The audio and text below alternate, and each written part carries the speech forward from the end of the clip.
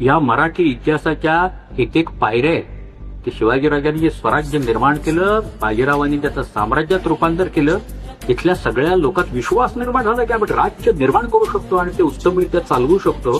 मराठे कुठपर्यंत पोहोचले असतील सर रिचर्ड टेम्पल सांगतोय की शिवाजीराजांच्या वारसांनी कधी मागं वळून पाहिलं नाही. त्यांची घोडी कावेरी नदीचं पाणी प्यायली, which is not far from Ceylon. त्यांची घोडी सिंधू नदीचं पाणी प्यायली, which is not far from Afghanistan. आणि Calcutta is known as the city of the ditch. Calcutta एक खंदकारचं शहर आहे, परंतु against whom that ditch is constructed, it was against Marathas. मराठे कलकत्त्यापर्यंत पोहोचलेले होते.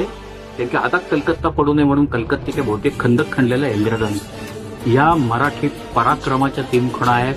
दिल्लीवर फडफडणारा 15 वर्ष फडफडणारा मराठी निशाण मराठ्यांच्या त्या एकूण ताकदीची फार मोठी निशाणी असं म्हणायला हरकत नाही. बाजीराव साहेबांनी या 20 वर्षात एकूण त्यांची 40 वर्षाची आई जाती एकूण काम असलेली 20 वर्ष आहे. 20 वर्षात प्रचंड मोठा इतिहास निर्माण केला.